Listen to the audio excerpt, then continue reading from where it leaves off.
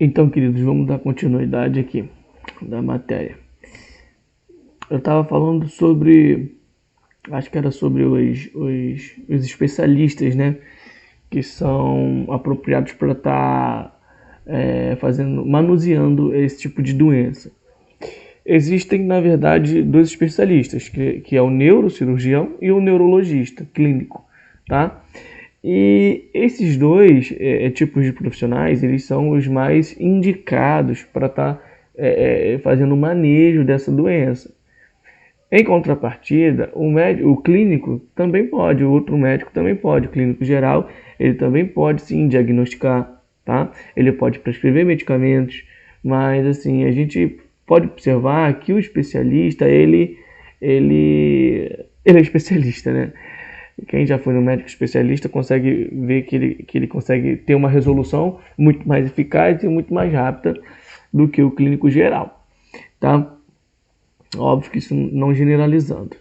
Mas depois dessa introdução, vamos fazer o seguinte, vamos trabalhar com a apostila e vamos falar tópico por tópico das informações que a apostila nos dá, né?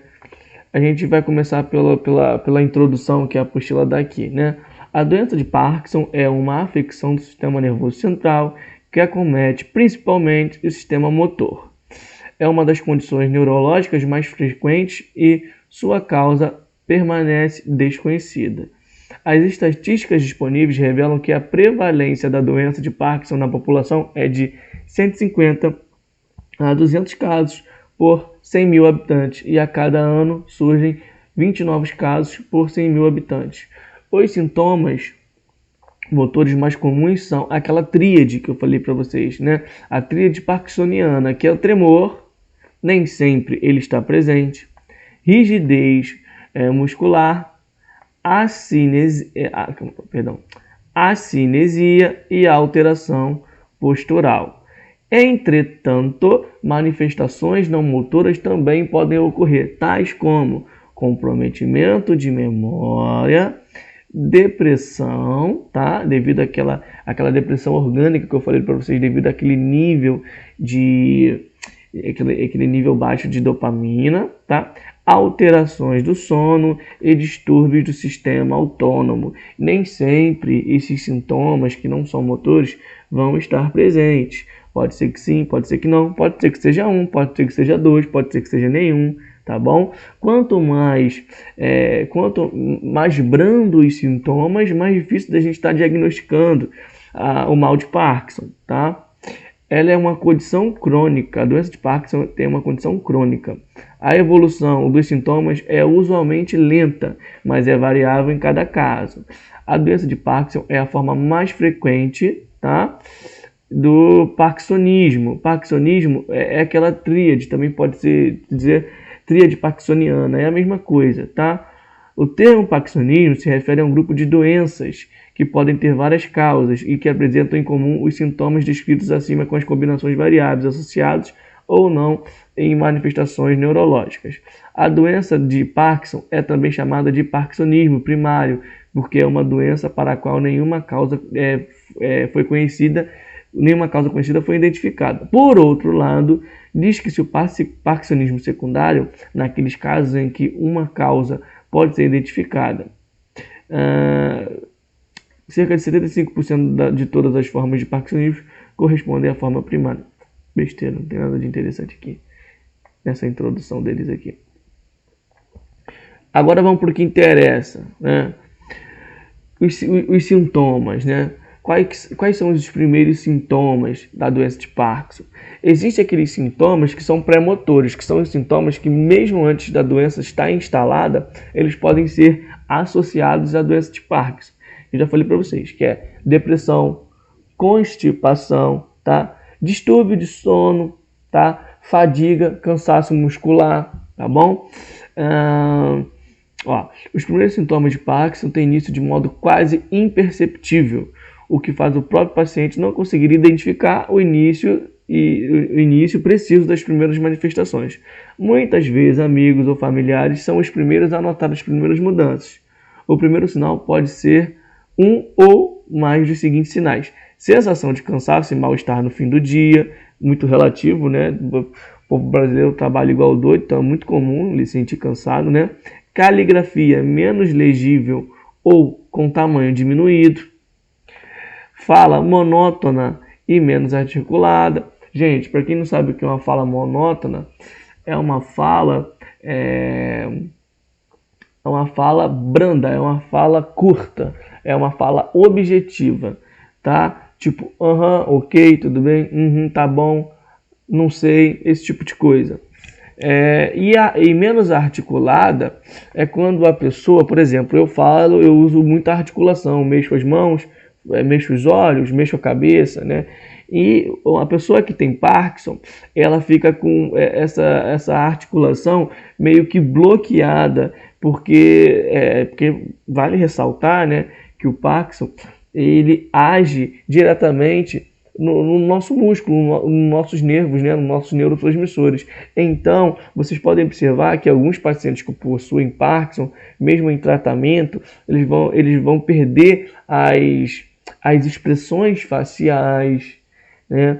Vai dar uma cara de apático, né? E aí também a gente pode até achar que essa pessoa ela tá numa depressão, mas nem é porque simplesmente perdeu a expressão facial, né? A gente pode observar que alguns pacientes vão ter cialorreia, né? Que é uma saliva em abundância, devido também àquele reflexo de deglutição que ele vai ficar dificultoso, né?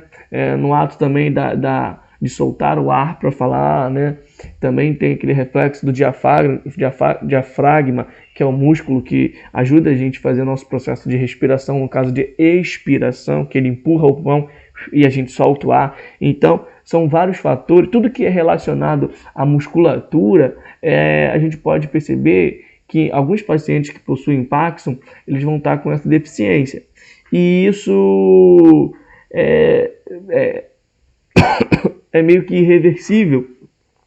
Pode ser tratado, mas é meio que irreversível, porque essa doença não tem cura e os neurônios eles vão se degenerando mesmo, eles têm um progresso de destruição progressivo, é um progresso de destruição progressivo. Então, não tem muito o que a gente fazer. O tratamento é um tratamento com dopamina, como eu falei para vocês, pode ser cirurgia ou pode ser também agonistas da dopamina, né, que são medicamentos que vão fortalecer a dopamina, vamos dizer assim. Mas, de certa forma é o tratamento para deixar os sintomas mais brandos. E sim, posso dizer que é um tratamento que vai fornecer qualidade de vida para o paciente. Bom, vamos voltar aqui. Depressão e isolamento sem motivo aparente, lapsos de memória, dificuldade de concentração, irritabilidade, dores musculares, principalmente na região lombar, um dos braços ou perna movimenta-se menos que o do outro lado, a expressão facial perde a espontaneidade, diminuição da frequência dos piscamentos, movimentos tornam-se mais vagarosos, a pessoa permanece por mais tempo na mesma posição. Assim, é óbvio que esses sintomas aqui não são os sintomas onde o médico vai conseguir estar diagnosticando, é muito difícil estar diagnosticando dessa forma. Então, são vários tipos de diretrizes para o médico estar seguindo para poder estar diagnosticando. O cara que entende, ele sabe que é Parkinson ou não, né? Fazendo uma boa anamnese. Tudo é uma boa anamnese. Uma boa anamnese é tudo, é a chave para a gente estar conseguindo diagnosticar ou ter até mesmo um prognóstico, pelo menos, de qualidade, tá? Vamos falar sobre as manifestações, tá? A gente vai começar pelas motores, né? O tremor, que nem sempre está associado ao Parkinson, não, nem sempre ele vai estar apresentando, nem sempre quem tem Parkinson vai ter tremor. Isso é mito, né? Tem gente que tem Parkinson, a maioria das pessoas que tem Parkinson não apresenta tremor, mas apresenta rigidez muscular, tá? Lentidão, tá? Fadiga muscular, dor muscular, tá bom? Então não é necessário que o paciente tenha a tríade sintomática. Ele pode ter apenas um e ter Parkinson, tá? Vamos lá, tremor é o sintoma mais frequente e o que mais chama atenção. Esse lance aqui, que é o sintoma mais frequente, eu posso dizer para vocês que ele está desatualizado, tá bom? Hoje em dia, Parkinson não é o sintoma mais frequente em relação a doença de Parkinson, em relação à tríade, não é. Inclusive, eu vou pesquisar isso aqui agora, porque eu estava pesquisando e eu vi que não é o mais frequente, né? Vamos ver. Estava pesquisando, não. Estava estudando, né? E eu vi que não é o mais frequente. Vamos lá. Qual o sintoma mais frequente em doença de Parkinson? O bom é que a gente pode fazer isso, né? Parkinson.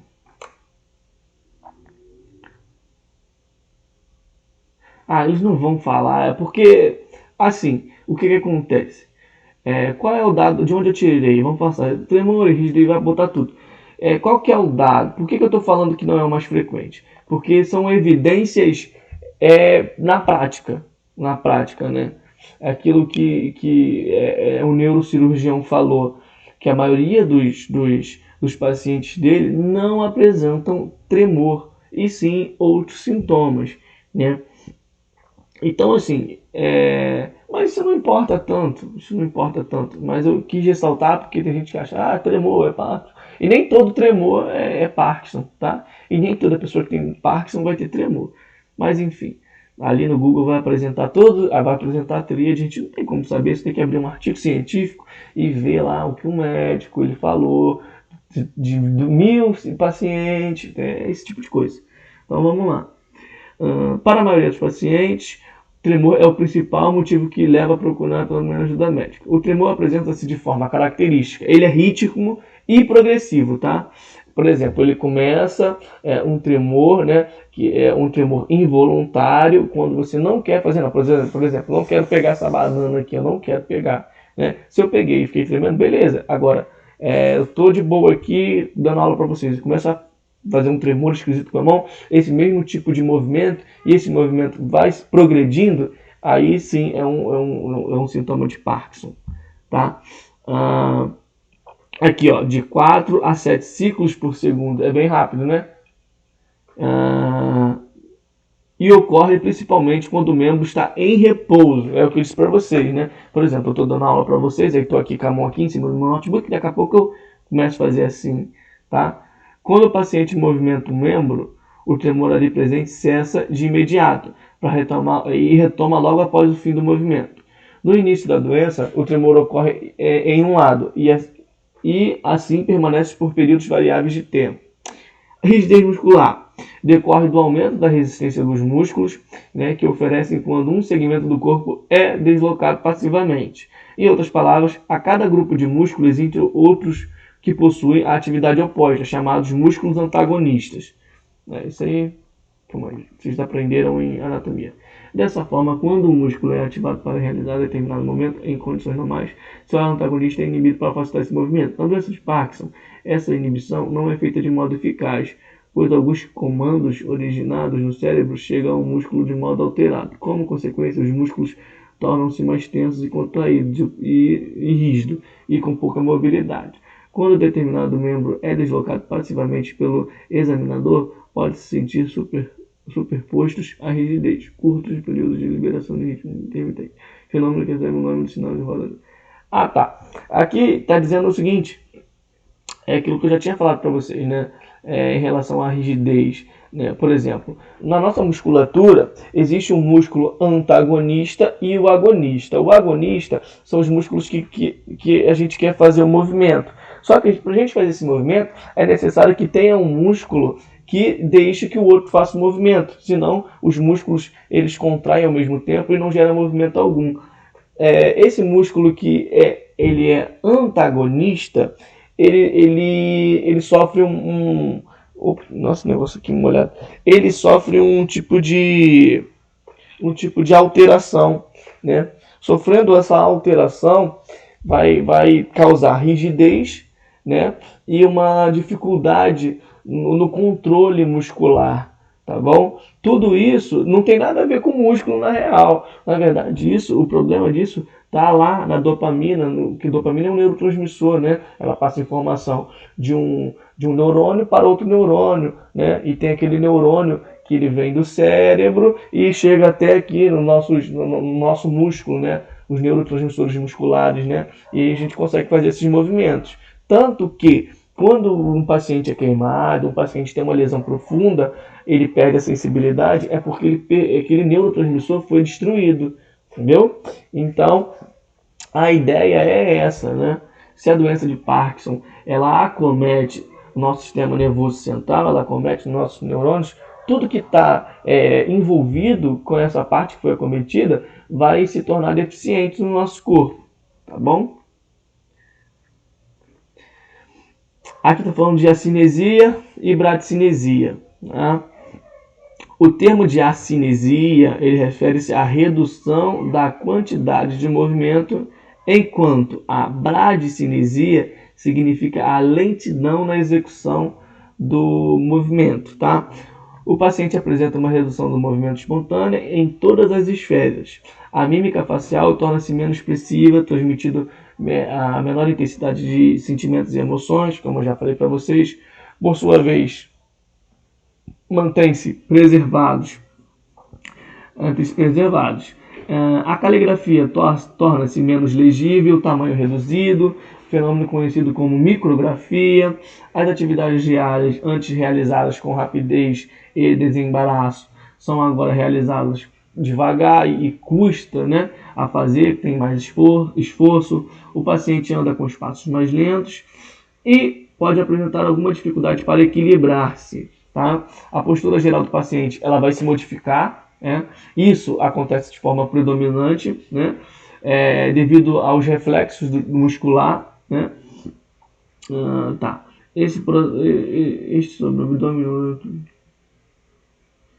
Assim, aqui está falando, na verdade, na apostila está falando tópico por tópico, né? O que acontece com o corpo. O que acontece com o corpo de um paciente que tem Parkinson, né? Assim, isso é interessante? É interessante. É interessante para a prática de enfermagem? Não, não é interessante para a prática de enfermagem, quando se trata do técnico de enfermagem. Por quê? Por que isso não é? Porque assim, a gente não vai lidar com isso. A gente não precisa saber o que está acontecendo com o músculo do paciente, né? O que acontece é o seguinte, a gente tem que saber que o Parkinson ele tem sintomas e a gente tem que prestar assistência, né? Na verdade, na real, a gente não trabalha com o paciente que tem Parkinson. O paciente que tem Parkinson, ele vai para casa, mas possa ser que você seja contratado para trabalhar em home care, nenhuma coisa do tipo. Aí sim você vai lidar com o paciente que tem Parkinson, né? E você não vai precisar saber da fisiopatologia do Parkinson. Você vai precisar saber que o neurônio vai ele tá sendo destruído e a dopamina, isso é o básico, tudo bem. Entendeu? Você tem que saber quais são as técnicas que você vai usar, né, para poder tratar desse paciente emocionalmente, né? Para você dar banho no leito, se for necessário, ajudar, fazer assistência, coisas básicas, né? Então, assim, na apostila aqui, é engraçado, porque a apostila tem tanta coisa boa, falta coisa, meio estranha essa apostila aqui, né? Porque eu acho que o que é necessário às vezes não coloca, o que às vezes coloca. Enfim, vamos lá. Eu parei aqui em outros sintomas, né? Quais são os outros sintomas?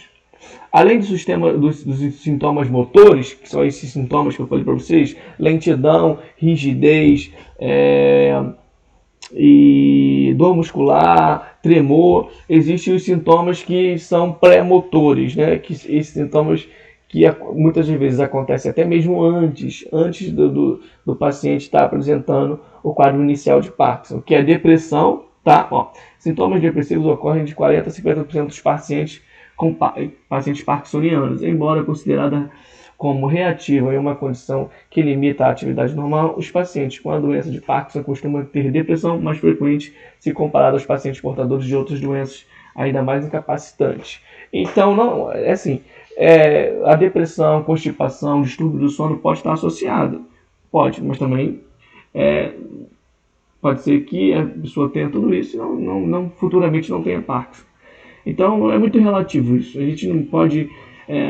Tem depressão, até porque tem vários tipos de depressão, tem vários motivos para distúrbio do sono, né? Tem gente que é muito ansioso, tem gente que está muito cansado, tem gente que comeu muito e não consegue dormir, então é difícil, mas são coisas que estão associadas, por isso que está na apostila, tá? Distúrbio do sono, né? Constituem um dos problemas mais comuns, compreendem uma ampla gama de sintomas que incluem dificuldade de conciliar o sono, frequentes despertares durante a noite, sonhos reais, em que o paciente vai ter dificuldade de saber se é um sonho ou se foi algo real, pesadelo. Uma das observações mais comuns é a inversão do ciclo vigia-sono, em que o paciente troca o dia pela noite. Esse fenômeno ocorre lentamente como resultado de uma combinação de fatores. Gente, aqui não tem muito o que oferecer para nós.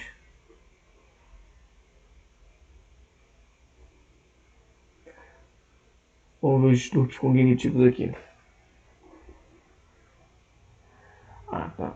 Aqui. A maioria dos pacientes que têm doença de Parkinson não vai apresentar declínio intelectual. Isso significa capacidade. Sim, isso é importante. As pessoas confundem muito Parkinson com Alzheimer e acham que a pessoa que tem Parkinson ela não é uma pessoa lúcida, que é uma pessoa desorientada, mas não é nada disso.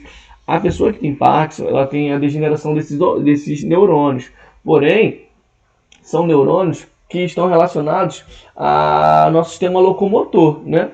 Então, toda outra área cerebral está funcionando perfeitamente. Então, ele é inteligente, né? Se for inteligente, ele é inteligente, ele vai estar te ouvindo, ele vai ser uma pessoa normal, só com problemas motores, né? Problemas motores e problemas em músculo, em musculatura. Então, assim, e é involuntário. Por exemplo, eu tive uma vez, eu estava no metrô, inclusive tem até pouco tempo, eu estava no metrô e aí foi no metrô da Central. E aí o que aconteceu? Aí eu estava comprando lá um bilhetezinho, né? Aí chegou uma moça ela estava nervosa, né? Parecia que ela, não sei, se ela tinha sido diagnosticada há pouco tempo. Eu acho que sim, pelo fato que ela estava em um estágio bem avançado de Parkinson. Ela deveria ter uns 50 e poucos anos, não era idosa assim, não. E ela tremia muito, muito, muito a mão, muito, muito. Isso passa a impressão de que a pessoa está nervosa. Mas nem sempre a pessoa está nervosa, né? Só que eu acho que no caso ali ela estava nervosa mesmo, um pouco nervosa, e ela tinha Parkinson. E aí ela passou na frente de todo mundo, óbvio, e ela precisava comprar um bilhete, não sabia muito bem para onde estava indo, não conhecia o lugar. E aí a moça do metrô, calma, a moça que vende bilhete, calma moça, você está muito nervosa. E ela falou, não, são movimentos involuntários, e começou a chorar.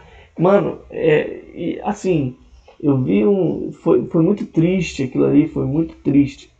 E o pior é que as pessoas são muito leigas. Óbvio que, por exemplo, nem todo mundo é obrigado a saber de tudo. Mas existe uma coisa básica, né? Quem é a pessoa que vai ficar assim o tempo todo, assim o tempo todo? Não dá, mano. Você consegue perceber que a pessoa tem um declínio, tá acontecendo alguma coisa, né? Ou a pessoa tem um tique, ou a pessoa tem, não sei, né? A pessoa tem toque, não sei, mas não é normal. Então a gente tem que a pessoa tem que ser sagaz, estudar mais um pouquinho, entendeu?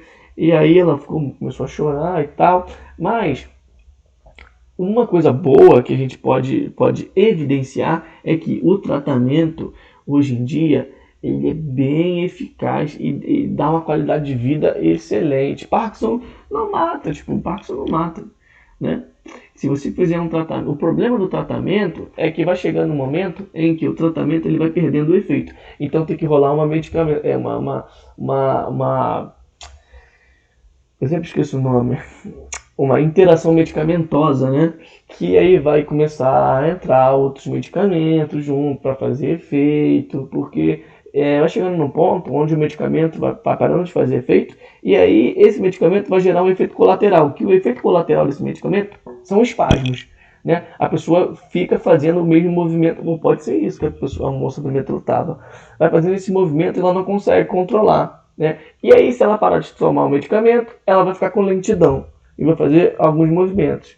Né? E o efeito colateral desse medicamento são movimentos repetitivos muito mais intensos. Então, tem que mudar o medicamento, fazer uma interação, aquilo tudo, mas isso a longo prazo, tá? Ah, caraca, desci aqui. Em relação aqui, calma aí, desci aqui. Oxi, onde tá? Em relação a distúrbios da fala, vamos ver o que a apostila apresenta para a gente. Em virtude da localização predominante subcortical do processo degenerativo, não produz alterações na linguagem no que diz respeito ao mecanismo de expressão. Dessa forma, as afasias não fazem parte do rolo dos sintomas que podem acometer os parkinsonianos. Além disso, alguns pacientes podem não apresentar alteração na fala. Entretanto, a fala pode estar afetada de modo característico. Tais alterações podem ocorrer no início da doença, mas raramente constituem o primeiro sintoma. A primeira manifestação é geralmente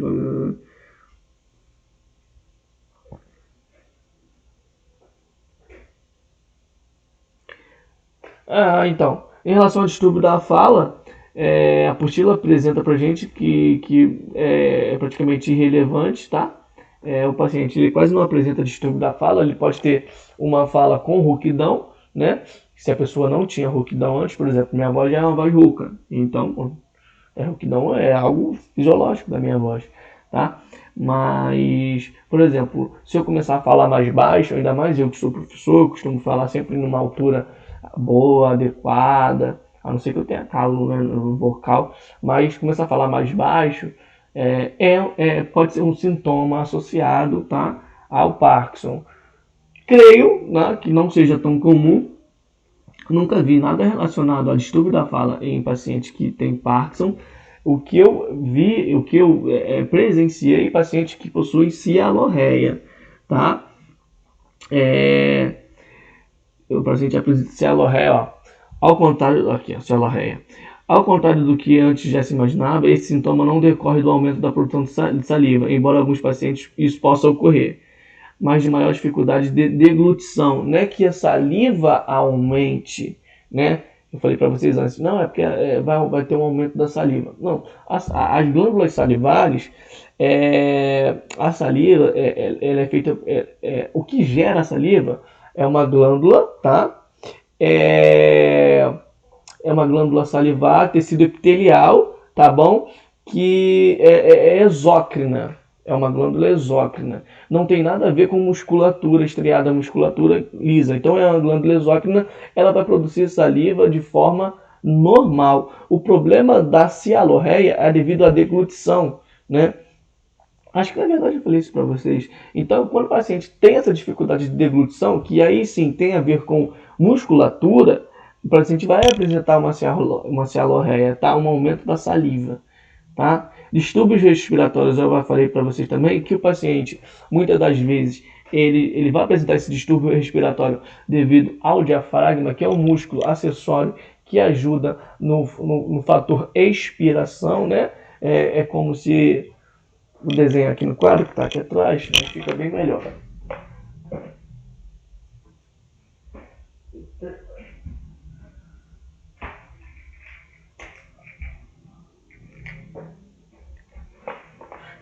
Então é como se aqui, ó, os dois pulmões e o diafragma ele fica aqui embaixo. Quando a gente inspira, quando o ar entra para o pulmão, quando o O2 entra para o pulmão, o diafragma ele desce, porque o pulmão se enche. Agora, quando a gente quer expulsar, né, o CO2, que já aconteceu a troca gasosa, a gente quer expulsar o CO2, o diafragma ele se expande e empurra o pulmão. É assim que funciona a nossa respiração, tá? Então, quando o paciente apresentar uma dificuldade, né? Quando o paciente não sei se estava coisando. Eu tirei, não sei. Mas aqui é o seguinte, vou repetir porque eu estava sem fone. Quando a gente inspira, enche nosso pulmão de ar, de oxigênio, o que vai acontecer? O diafragma ele vai estar embaixo do nosso pulmão. Então o diafragma ele vai ser oprimido, tá? Ele vai ser apertado, tá? Em contrapartida, quando a gente for expirar, soltar o ar, ele vai se expandir e vai empurrar o nosso pulmão. Então, o paciente que tem Parkinson, ele pode ter esse músculo aqui diafragmático em declínio. Então, assim, pode apresentar isso, pode, mas é assim uma doença mais avançada. É uma doença porque o Parkinson ele é típico, né? Existem vários tipos de estágios. Existe a pessoa que ela se dá bem com com assistência medicamentosa. Então, são coisas distintas, tá? Aqui vem falando de dificuldade urinária devido à bexiga, né? A bexiga tem uma musculatura lisa, tá? Mas vamos ver o que ele oferece pra gente aqui. Pode ocorrer disfunções urinárias com resultado da própria doença ou pela ação de alguns medicamentos. A parede da bexiga ela se torna mais rígida e sua contração mais lenta. Medicamentos anticolinérgicos podem precipitar dificuldades urinárias ou agravar disfunções pré-existentes. Podem aparecer de várias formas: urgência urinária, necessidade imperiosa de urinar, muitas vezes sem tempo de chegar ao banheiro, frequência aumentada de micções, esvaziamento completo da bexiga ou dificuldade de iniciar a micção, patologias locais próprias de idade mais avançada, tais como aumento da próstata, sexo masculino, beleza. Gente, vale ressaltar que o mal de Parkinson ele acomete mais o público masculino, tá? É uma pequena quantidade, porém é mais o público masculino. Vamos ver aqui as tonturas, o que vai fazer pra gente. Sensação de cabeça vazia ou de tonturas vagas, geralmente associada ao escurecimento visual. Quando o paciente se levanta, podem ser sinais de queda de pressão arterial, dependendo da postura. O que se dá o nome de despertador? Existem várias causas para o aparecimento e as principais são... tá falando aqui sobre a hipotensão ortostática. Ortostática ou hipotensão postural, beleza. Efeito colateral dos medicamentos, né? Efeito colateral dos medicamentos. Levodopa, esse medicamento aqui, levodopa, ele já é usado há 40 anos já. É o melhor medicamento, tá? Para ser usado em mal de Parkinson. Ele é agonista da dopamina, então é um medicamento que ele ajuda, tá? A dopamina. Ele faz a manutenção dessa dopamina, tá? Alguns antidepressivos, tranquilizantes e antihipertensivos e diuréticos. Desidratação, desnutrição, diabetes, doença cardíaca associada, ação da própria doença. Embora a doença de Parkinson não cause hipotensão postural significativa, algumas formas de parkinsonismo secundário costumam evoluir com quedas acentuadas de pressão arterial. Isso aqui são as causas do aparecimento desses sintomas aqui, cabeça vazia, tontura, hipotensão ortostática ou hipotensão postural, tá? O tratamento da hipotensão... Tem muita coisa aqui desnecessária. Vamos lá, Fê. Dores e outras sensações anormais. Essencial motora, entretanto, é como apresentar dores musculares. Já falei para vocês sobre as dores musculares, já vamos citar sobre os ombros. Onde as dores são mais afetadas, isso aqui é interessante, né? Que são os ombros, os braços, na região lombar e membros inferiores. Muitas vezes o sintoma que mais incomoda é a sensação de fadiga muscular, que piora em determinadas posições e acontece mais ao fim do dia, tá? A explicação mais comum leva à conta da ação do tremor de rigidez, que resulta no aumento da atividade muscular. Por outro lado, essa sensação dolorosa pode ocorrer quando os motores são mínimos, o que sugere a existência de outros mecanismos envolvidos. Em alguns casos, a sensação dolorosa pode se manifestar meses antes do aparecimento do primeiro sintoma.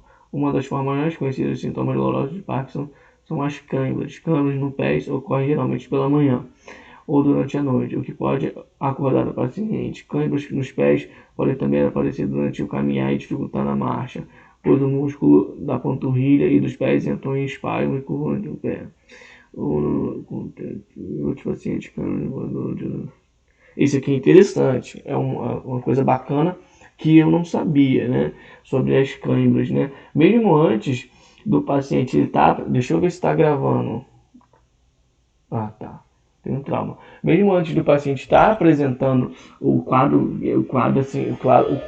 clássico de Parkinson, aqui a apostila traz pra gente que ele pode apresentar câimbras, tá? E fadiga muscular e dor muscular, mesmo antes de apresentar o quadro clínico do Parkinson.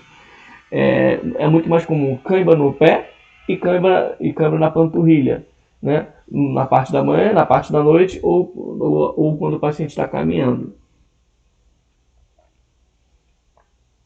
E dor na lombar também é bem comum.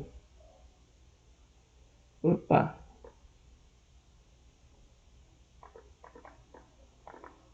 Desci demais.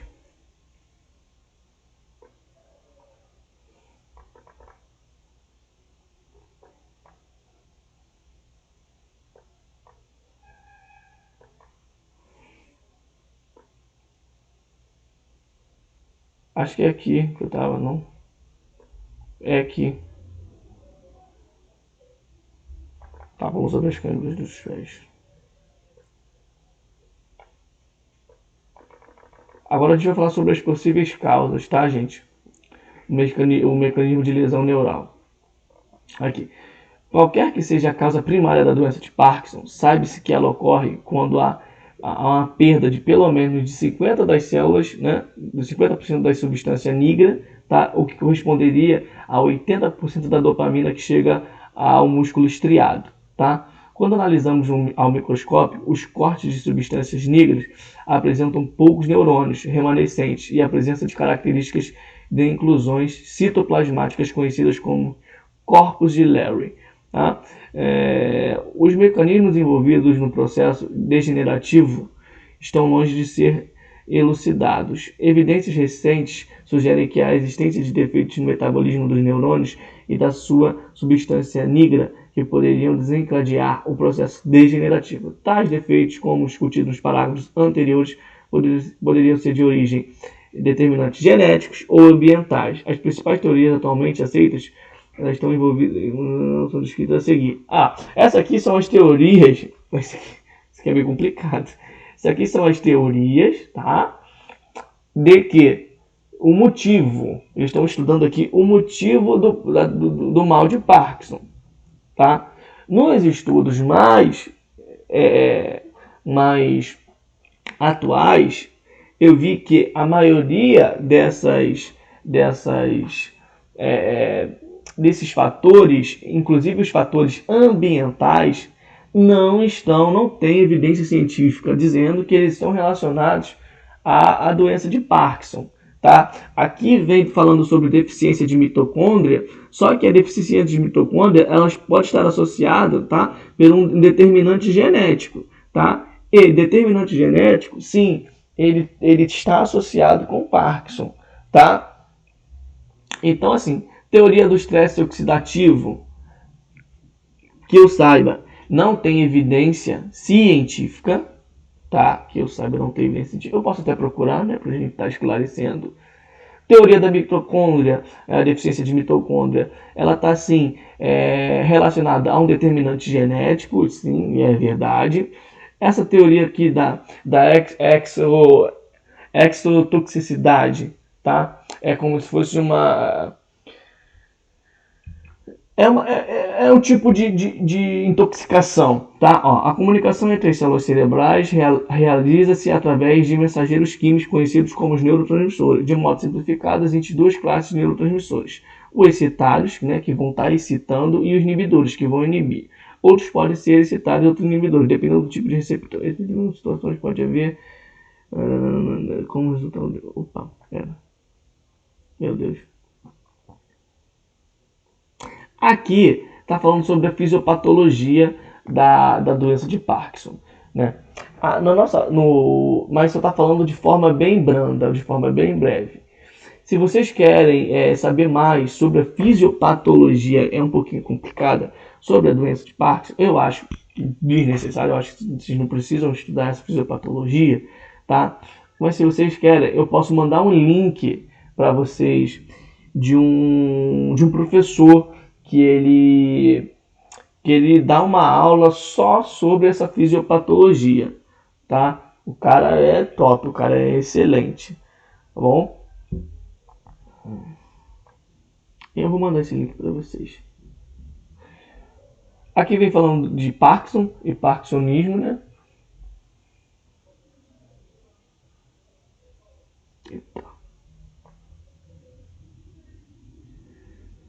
E vamos falar um pouquinho sobre o tratamento de Parkinson. Aqui ele deu vários medicamentos que... Ó. Tratamento. Embora até o presente não exista cura para o Parkinson, estão disponíveis diversos tipos de medicamento, tá? Vai depender das condições do paciente, da idade, dos sintomas, da predominância e do estágio. Como eu já falei para vocês, o Parkinson é algo muito distinto. Aqui vai ser o nome do medicamento, o nome genérico, e aqui o nome comercial, o nome que ele é vendido, tá? Eu não vou falar todos os medicamentos, eu vou falar para que eles servem, né? Meu Deus, isso é muito ruim controlar aqui. Aqui, vamos lá. Existem os agonistas da dopamina, que são os medicamentos mais usados, né? Que esses medicamentos eles vão estar fazendo uma manutenção, eles vão ser como se fosse o braço direito da dopamina, vai fazer a dopamina ter um efeito mais intenso, né? Vai ter os inibidores, né? Que vai fazer a dopamina de forma indireta ter um efeito mais intenso, mas não por intensificar a dopamina e sim por inibir, tá? O outro hormônio, né, que é junto ali, que é o D1 e o D2, vocês vão entender quando eu mandar o link para vocês, tá? E tem outro inibidor também, tá? Tem um medicamento aqui que vai estimular a liberação da dopamina, tá? E vai inibir o receptor excitatório, tá? Que é o amantadina. Nunca ouvi falar da amantadina. O nome comercial dele é Mantidan. E tem os anticolinérgicos, tá? Que é o biperideno e ele é mais conhecido como Akineton. Nunca ouvi falar desse medicamento também. Vamos lá. Aqui, né, ele vem falando sobre o levodopa. Esse medicamento aqui é um medicamento que já é usado há 40 anos para pacientes que possuem Parkinson, tá? E ele é um medicamento antagonista da dopamina, então ele vai estar ajudando a dopamina, tá bom? E ele vai estar fortalecendo a dopamina, como se fosse o braço direito da dopamina. Em contrapartida, o que vai acontecer? Os neurônios vão continuar morrendo, porém os sintomas eles vão ficar mais brandos e eles não vão ficar precoces, né? A gente vai adiando. O tratamento do Parkinson é esse. E é bem eficaz, tá? Depois eu vou tentar mandar um vídeo de um paciente que tem Parkinson, né? Sem o tratamento e com o tratamento. Aqui, olha a agonista da dopamina. Aqui vem falando sobre os medicamentos, os inibidores, né? Os anticolinérgicos. E aqui a gente para em epilepsia. Gente, vamos parar aqui em epilepsia. Gente, o que eu vou falar para vocês? Não tem necessidade de vocês estudarem esses medicamentos aqui. Eu não vou cobrar esses medicamentos na prova, tá? Os anticolinérgicos. O que eu posso cobrar é, por exemplo, um medicamento, 2 medicamentos, né, que são usados para o tratamento. Agora, como vai agir como vai ser a fisiologia desse medicamento no organismo para combater, para estar prestando uma assistência para um mal de Parkinson, eu não vou pedir isso, tá bom? Vocês fiquem tranquilos, vocês não são médicos, vocês não estão se formando em medicina, fiquem tranquilos, tá bom? Então eu vou estar encerrando a aula aqui com vocês, tá? A gente parou em epilepsia, a outra apostila está bem adiantada. Na próxima aula avaliação, e eu tenho que colocar uma aula para vocês, né? Eu tenho que repor uma aula para vocês. Eu vou estar repondo essa aula no dia de semana e vou estar colocando na plataforma essa aula. E aí eu aviso para vocês, tá bom? Então eu vou estar encerrando aqui, meus gente. Fico com Deus e um abraço.